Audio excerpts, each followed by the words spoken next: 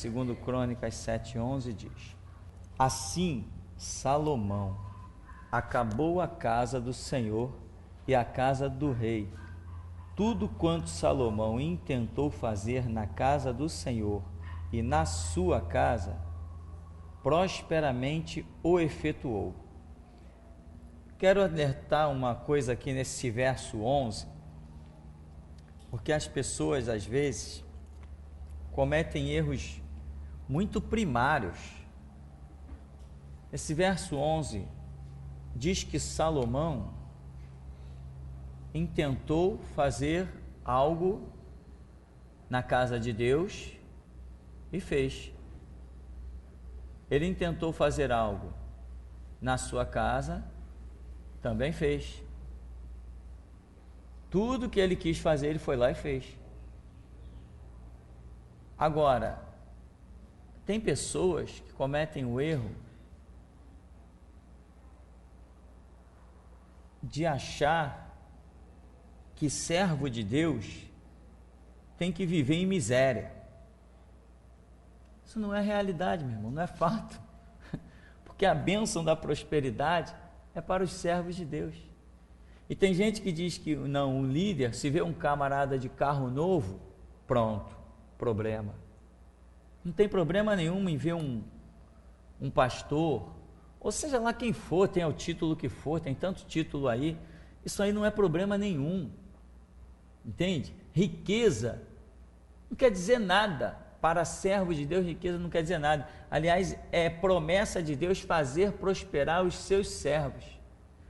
Jesus falou que digno é o meu obreiro do seu salário. O que nós entendemos por salário? Biblicamente, por salário, nós não entendemos dinheiro, nós entendemos recursos. Esses recursos podem incluir dinheiro. Pode incluir qualquer coisa que seja necessário, útil. Então, se a pessoa tem um carro novo, se o camarada fretou um avião, se ele é dono de um avião, tá, ele precisa daquele avião para a obra?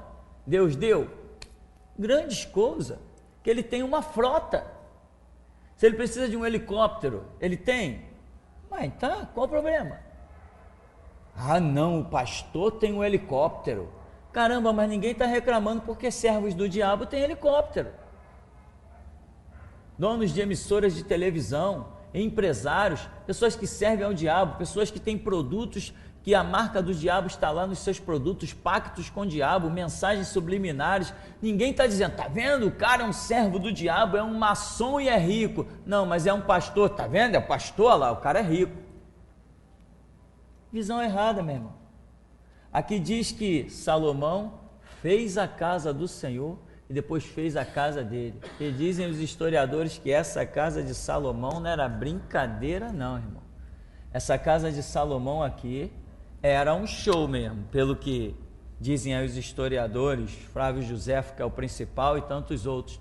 Então, não tenho nenhum problema com ver pessoas ricas, servos de Deus. Eu acho até que é muito lógico, é um quadro perfeito ver os servos de Deus tendo seu carro, sua casa, seja lá o que for. Se Deus o chamou para abrir uma empresa próspera, se ele tem avião, se ele tem helicóptero, se ele tem lancha, se ele tem ilha particular, eu não estou nem aí para isso. A minha preocupação é o que ele prega. Se ele prega o que é certo, está justificado tudo o que ele tem. Se ele prega o que é errado, tudo o que ele tem está justificado por outro caminho, por outra ideologia, e não pela bênção de Deus. É assim que eu penso. E aqui eu vejo que Salomão acabou a casa do Senhor e a casa do rei. Tudo quanto Salomão tentou fazer na casa do Senhor e na sua casa, prosperamente o efetuou. Na primeira obra que nós realizamos nesse lugar, nós recebemos um telefonema aqui muito engraçado. A primeira obra que realizamos nesse lugar, não lembro o que fizemos aqui, mas foi a primeira obra que fizemos. Estávamos fazendo uma obra e alguém telefonou para cá e falou assim: está fazendo obra na igreja? Aí falou, sim, está fazendo. Não, mas está fazendo obra na igreja ou na casa do pastor? A pessoa queria saber se está fazendo obra na igreja ou na casa do pastor. Irmão, está fazendo obra onde? Aonde Deus mandou fazer. É isso que interessa. É somente isso que a mim interessa. Se Deus me disser, vai para o deserto e constrói lá, é lá que eu vou fazer. Se Deus disser, constrói aqui, é aqui que eu vou fazer. Não interessa se as pessoas estão olhando isso como igreja ou como a minha casa. Me interessa o que Deus está mandando fazer. Só que as pessoas, ao invés de entenderem isso, elas preferem, como diz o ditado, bater com a língua nos dentes. Entende? Se Deus me der recurso e eu achar necessário, eu compro até um helicóptero particular. E quem achar que eu estou na direção de Deus e quer permanecer, muito que bem. Quem quer ir embora, ó, o tamanho da porta. Mas eu não deixo de fazer aquilo que o meu Deus me dá a direção e me permite fazer. Mesmo que as pessoas vão... Eu não vivo em falsa aparência. Não, eu vou comprar esse carro aqui mais humilde, que é para o povo da igreja parar de ofertar, para o povo da igreja parar de dizimar. Meu irmão, se eu tiver que meter uma limusine ali na porta e Deus me der a condição, e você pode comprar a limusine, eu estou comprando a limusine. Se alguém chegar aqui na igreja e ver de quem é essa limusine, do pastor, que isso, eu não vou ofertar mais nessa igreja não, eu vou me embora. Se depender dos meus cumprimentos, tchau. Simplesmente tchau, meu irmão. Tchau. Eu não deixo de fazer aquilo que meu Deus me dá a direção. Entendeu? E não é dinheiro ou falta de dinheiro que caracteriza a queda de um obreiro. É o caráter, é o prumo, é a ação de Deus na vida dele, é o que ele prega. Nós tivemos aí um grupo aí do tal de Renascer, o camarada tinha cavalos puro sangue, tinha propriedade nos Estados Unidos, tinha um monte de coisa. É um pilantra? Sim. É um sem vergonha? Sim. É um canalha? Sim. Mas por quê? Pelo que tem? Não, pelo que tem não, pelo que prega. Não é pelo que ele tem que ele é um canalha, que ele é um sem vergonha, que ele é um filho do diabo, um mentiroso. Não, é pelo que ele prega. Eles enganam as pessoas, o carnê do Gideão. Aí a mesma filosofia da prostituta universal, eles colocam lá, depois que você se associou no carnê do Gideão, o que você conquistou? Aí toma ali besteira, só para quem tem estômago para ouvir aquilo que eu não consigo. É muita besteira, é muito satanismo em cima de satanismo, mentira em cima de mentira. Então, uma pessoa não é classificada pelo que ela tem, mas pelo que ela é. E a boca fala do que está cheio no coração. Se você vê numa igreja campanha, o carnê, não tenho nem nada contra o carnê. Se um pastor acredita que recebeu uma direção para, ó irmão, vou dar esse carnê aqui para quem puder contribuir aí, tal, com A, B, C, para nós realizarmos sei lá o quê, não tenho nem nada contra isso. Agora, quando a pessoa começa a atribuir bênção, porque aquela pessoa se filiou, se associou, aí ele é filho do diabo, isso aí não resta dúvida. Então nós temos que examinar as coisas. Salomão era um pilantra, Salomão era um cafajeste, por quê? Porque ele construiu uma mansão que ele demorava um dia inteiro para atravessar a mansão dele. Ele não conseguia em apenas meio-dia ver todos os cômodos que ele havia construído. Irmão, isso dizem os historiadores, teve cômodo na casa de Salomão que ele nunca conheceu. Imagina, esse homem tinha, né? Aí vem na atualidade, todo mundo viu a bênção na vida de Salomão, mas se vem na atualidade, caramba, lá aquele pastor tem um avião. Ah, deve ser um ladrão. Não, deve ser não justifica. Não vem com papo de deve ser não, porque, entendeu, irmão? Então, o que acontece? Você não tem que andar em falsa humildade. Amanhã depois você está dirigindo uma igreja, está dirigindo um trabalho, Deus te prosperou, você quer comprar me diz o nome de um carro caro aí, uma Mercedes, acho que Mercedes já está até ficando defasada, vamos pela fama, você quer comprar uma Mercedes? Compre! Deus te deu recurso, você orou, sentiu a direção de Deus, compra a tua Mercedes com ar-condicionado, direção hidráulica, vida elétrica, elevador, o teto solar, o que você quiser, compra, meu irmão. Deus te deu a direção? Compra. Você tem que aprender que um sacerdote só tem satisfações a dar a Deus. Tem que aprender isso. Isso é importante até para você mesmo se manter de pé. Ai, poxa, eu estava precisando tanto de um helicóptero, mas se eu comprar um helicóptero, o povo da igreja vai falar, não me interessa o que o povo da igreja vai falar. Se eu estou precisando de um helicóptero, orei, e Deus me deu a direção, me deu um recurso, eu compro o helicóptero, meu irmão. Quem sabe da minha vida com Deus sou eu e Deus, eu não tenho satisfações a dar a homens. Eu sou o sacerdote. Eu não estou aqui para ouvir a igreja que está aí para me ouvir. É assim, exatamente assim que funciona. Então, Salomão construiu a casa do Senhor e também construiu a casa dele. Tinha tanto espaço naquilo lá que ele morreu sem conhecer toda a casa. Sabe o que é isso? Morreu sem conhecer toda a casa? Quantas pessoas moravam com Salomão? Ixi, não vamos contar não, senão a gente não vai sair daqui hoje. O problema não está no dinheiro, o problema está no caráter do ser humano. A promessa de Deus é: te abençoarei, te multiplicarei, tu estarás por cima, possuirás todas as coisas, não terás falta de nada. Esta é a promessa de Deus. Então, só para frisar, não te esconda com falsa aparência nem com falsa humildade, tá, meu irmão? Não te esconda, porque até a maneira do que Deus faz na tua vida vai servir de seleção para quem Ele chamou para ser selecionado.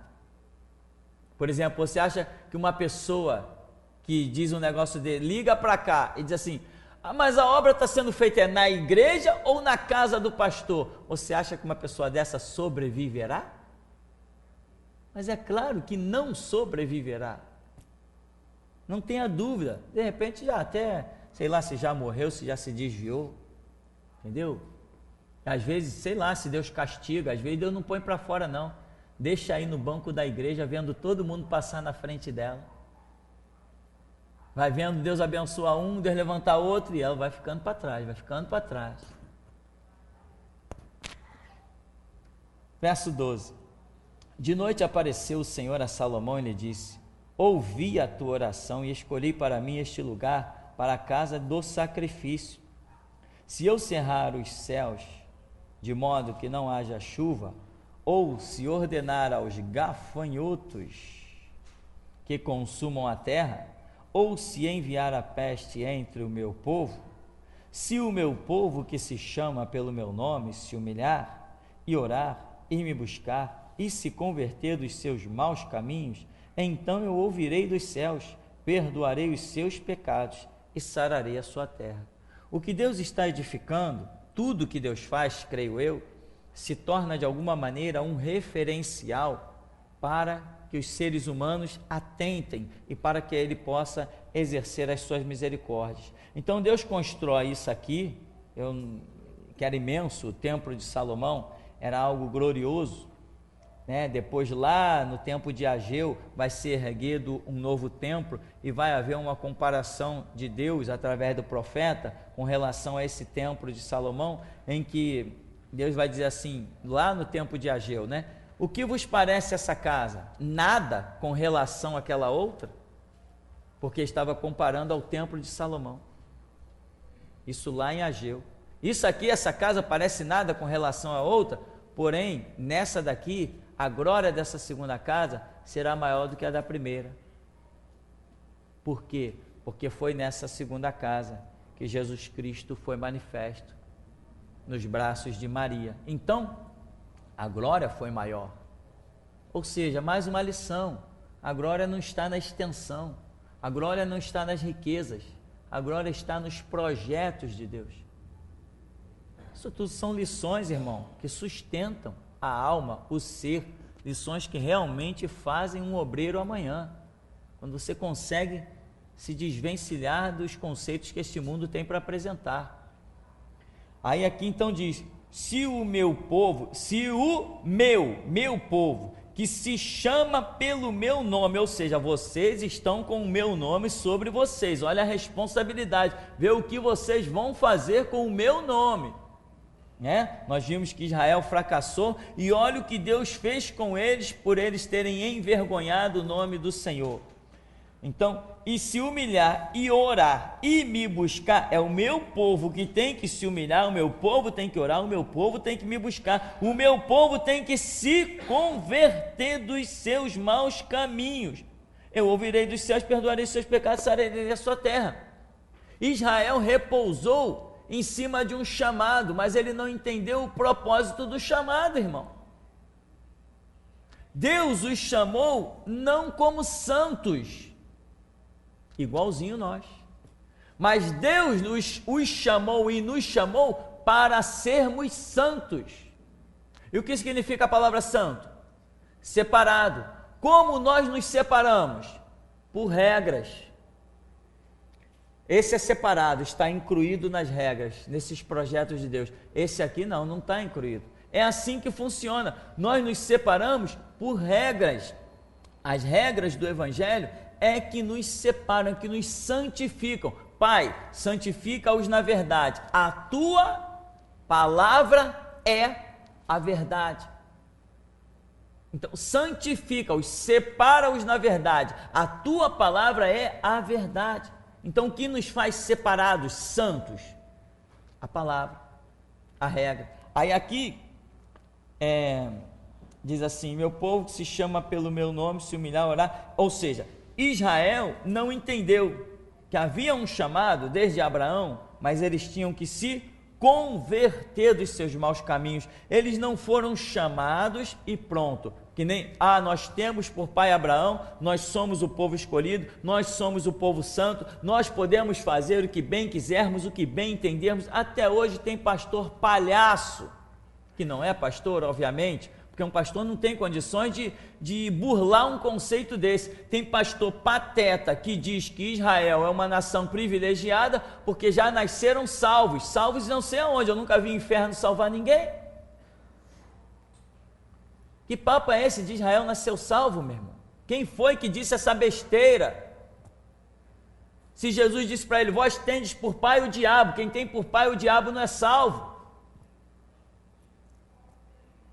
Então, esse é papo de pastor pateta, pastor que não é pastor, provavelmente desses palhaços que tomam banho de azeite por aí mundo afora, e pensam que são alguma coisa.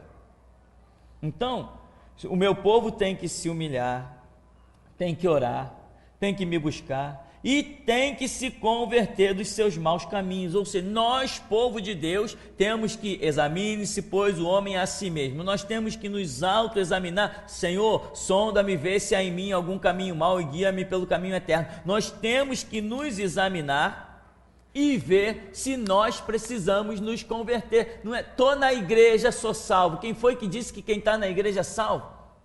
A igreja nunca foi uma porta de salvação, a igreja sempre foi uma porta de seleção.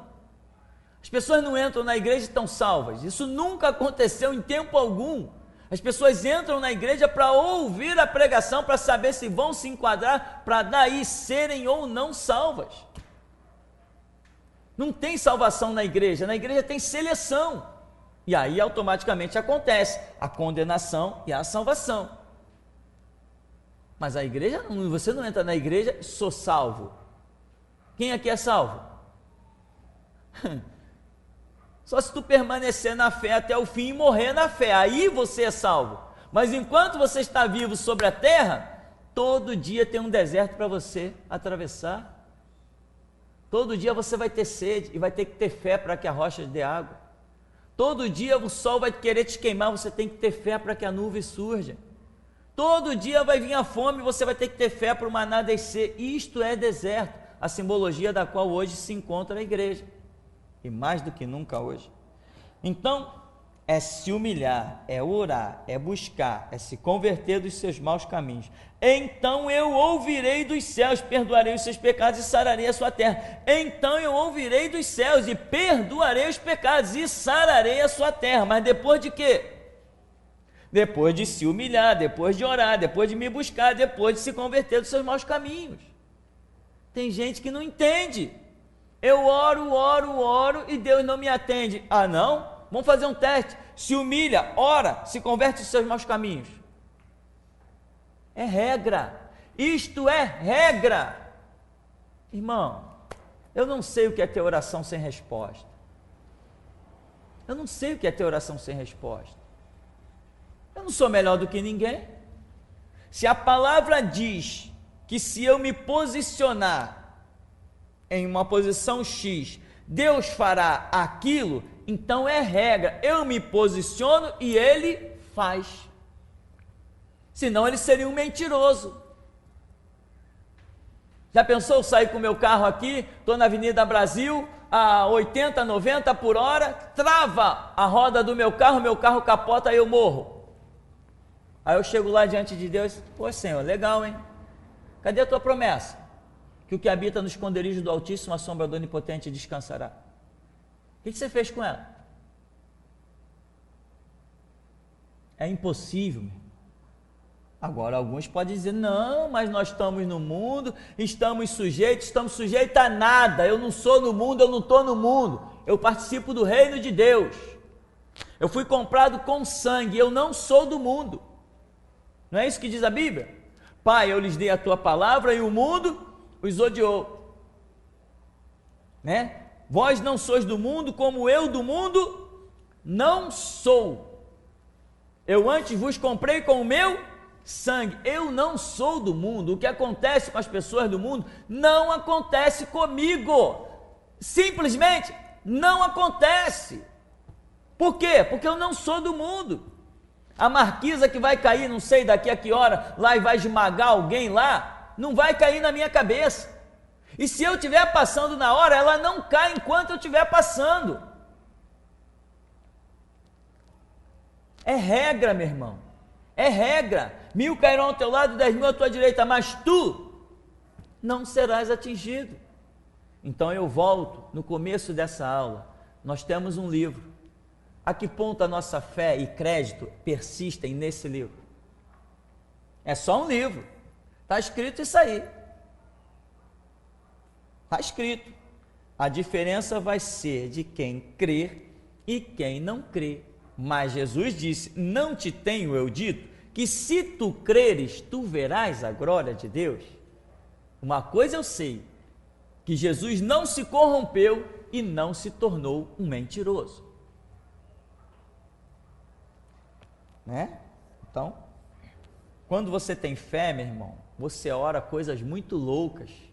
E é por isso que na reunião de sexta-feira, só está vindo para esse lugar aqueles que realmente Deus está mostrando. Porque eu tenho até medo de botar certas pessoas nessa reunião e elas se desviarem pelo conteúdo das orações. É exatamente isso. Deus mostrou algo que me deu entendimento. Ele mostrou armaduras preparadas para quem vem para essa reunião. Não é armadura para a pessoa encarar o mundo lá fora ou encarar o diabo. É armadura para suportar o que se processa nessa reunião. É uma coisa realmente fora do comum. Então, qual é a regra? Se o meu povo que se chama pelo meu nome, entende que você tem um nome a zelar e esse nome não é o teu, o nome que você tem a zelar é superior ao teu, o teu nome pode ir para a lama, mas o do teu Deus não pode. E quando você zela pelo nome do teu Deus, ele zela pelo teu.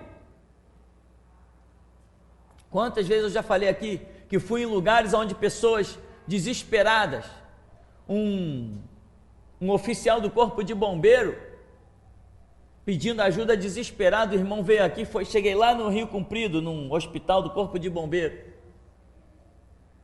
Cheguei lá, tinha rosa, tinha sal, tinha óleo, tudo, eu não sei, eu acho que eu cheguei numa feira lá, tinha uma feira dentro do quarto da menina, uma menininha de 9 anos, um berço de fórmica, menininha magrinha de 9 anos, um berço de fórmica com um buraco do pé dela lá. Eu falei, que é isso aqui? O pai falou assim, foi a minha filha que meteu o pé aqui, quebrou, fez um buraco no berço. Eu falei, caramba, Aí ele falou assim: pastor, todo mundo já veio aqui. Eu falei: eu estou vendo, tem óleo, tem sal, tinha marca de Universal para tudo que era canto, Deus é amor, Assembleia, e já tinha ido todo mundo lá. Eu falei assim: vem cá, diante de tudo isso que está aí, de todo mundo que veio aqui, qual a esperança que você tem de voltar com a sua filha para casa hoje? Ele falou: na sua cabeça, nenhuma. Eu falei: pois bem, o meu Deus não é esse daí, de nenhum desses que vieram aqui. O meu Deus não tem nada a ver com esse negócio aí, com essa palhaçada. Ele abriu um olhão assim, falei: não tem, o meu Deus não tem.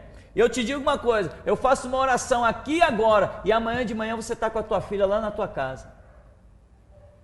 Meu irmão, foi exatamente assim como eu falei, assim foi.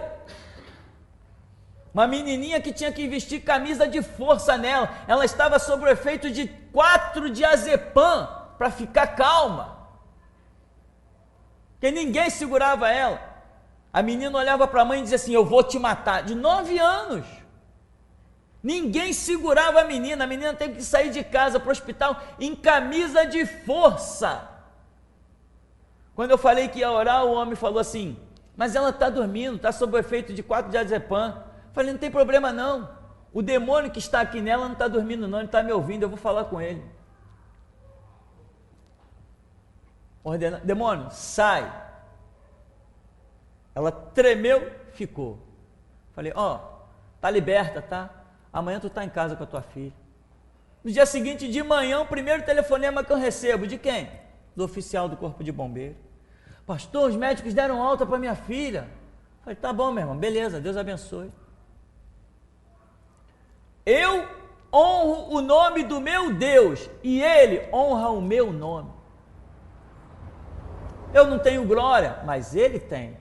Eu não tenho poder, mas ele tem. Então, meu irmão, paga o preço, entra na regra.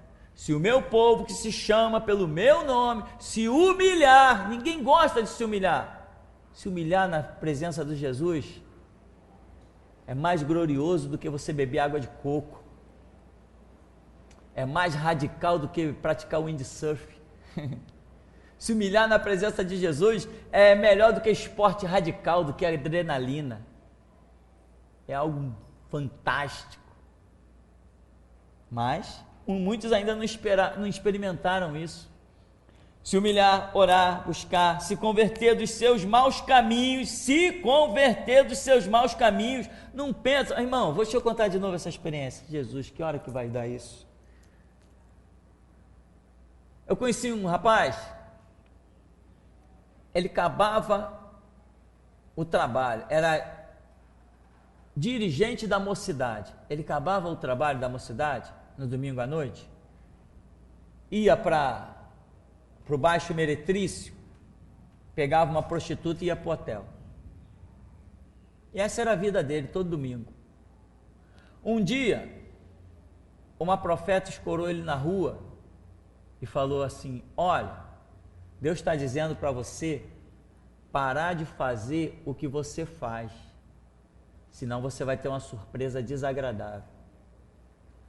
Veio no próximo domingo, de novo, ele pegou uma prostituta e foi para o hotel.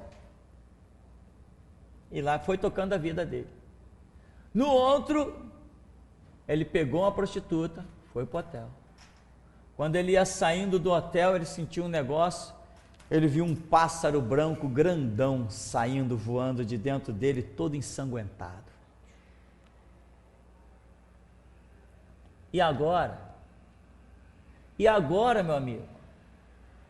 Agora, sabe o que faz? Vai na esquina, compra uma corda, joga num tronco de árvore e faz que nem Judas. Não dá ouvidos a Deus, não. Vai dizer que essa pessoa voltou a ter o Espírito Santo na vida dela? Voltou nada, ela foi avisada antes. Resultado, desviou, não lembro, não vou falar agora qual foi o final dele, que eu não lembro exatamente qual foi. Então, nós precisamos nos converter, nos humilhar, saber que dia a dia podem surgir situações em que eu penso que estou certo, mas eu posso estar errado. Não é a minha cabeça que diz o que é certo e o que é errado. Não é a minha cabeça. É o Espírito Santo.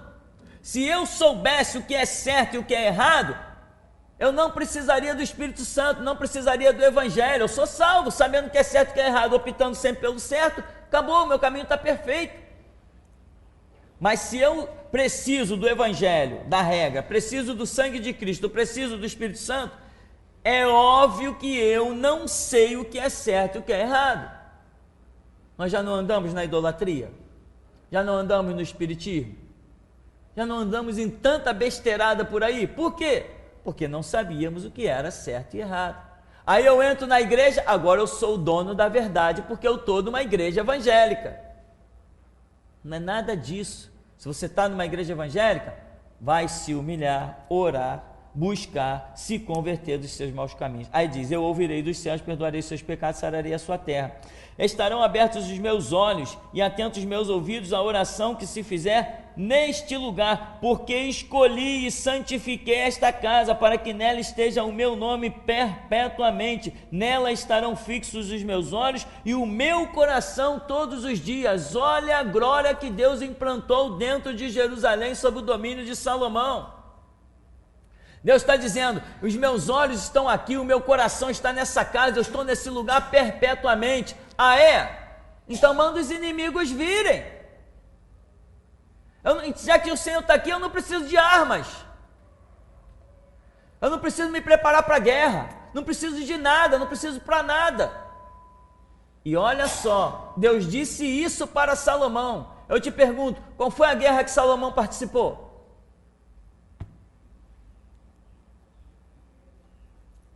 Então, meu irmão, está escrito, é óbvio, mas eu preciso conhecer as regras para me enquadrar nelas, e me enquadrar, sim, no que está escrito, no consciente, mas me enquadrar na fé também.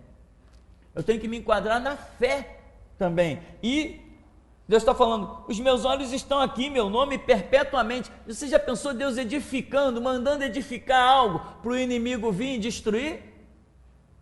Impossível! Irmão, e essa obra que nós temos feito, nem se sobrevoar um helicóptero do exército com míssil não atinge isso daqui. Ele cai na hora que ele for decolar, ele cai lá mesmo. Não tenho medo de absolutamente nada, absolutamente nada.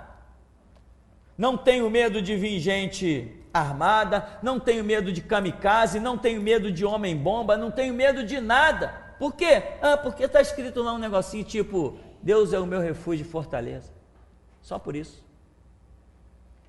Você tem que despertar a sua fé. Você tem que crer nesse livro, né? Então, se humilhe, caminhe, busque, se converta. Agora, Deus diz assim, no verso 17, quanto a ti, se andares diante de mim, deixa eu repetir, quanto a ti o quê? Se andares diante de mim, como andou Davi teu pai, e fizeres segundo tudo o que te ordenei, e guardares os meus estatutos e os meus juízos, também confirmarei o trono de teu reino, segundo a aliança que fiz com Davi teu pai, dizendo, não te faltará sucessor que domine em Israel. Porém, se vos desviardes e deixardes os meus estatutos e os meus mandamentos que vos prescrevi, está escrito, e fordes e servirdes a outros deuses e os adorardes, então vos arrancarei da minha terra que vos dei. Não é o inimigo que vai arrancar vocês, não, eu é que vou arrancar vocês da minha terra que vos dei, e esta casa que santifiquei ao meu nome, lançarei longe da minha presença, e a tornarei em provérbio e motejo entre todos os povos. Desta casa agora tão exaltada, todo aquele que por ela passar pasmará e dirá, por que procedeu o Senhor assim para com esta terra e esta casa? Responder-se-lhe-á, porque deixaram o Senhor, o Deus de seus pais, que os tirou da terra do Egito, e se apegaram a outros deuses, e os adoraram, e os serviram, por isso trouxe sobre eles todo este mal. Então, meu irmão, está aí. Tem valor esse escrito? A minha fé que vai dizer se ele tem valor ou não, porque eu penso da seguinte maneira: a mim não me importa se Deus não vai operar pela vida de outros, também não me importa, mas uma coisa eu sei, que ele tem que operar pela minha vida. Então também não importa se alguns vão cair, eu sei que eu não posso cair. Não importa se alguns vão desistir, eu sei que eu não posso desistir. É assim que eu me comporto, porque eu não posso sustentar o mundo, nem sustentar ao meu irmão. Eu posso dar uma palavra de ânimo, posso orar por ele, posso elucidar a ele a Escritura, posso, isso eu posso. Na verdade, isso se tornou até uma missão para mim. Mas se alguém cair, longe de mim cair junto com ele. Se alguém parar, longe de mim parar junto com ele. Se alguém olhar para trás, longe de mim olhar para trás junto com ele. Eis a realidade. Amém.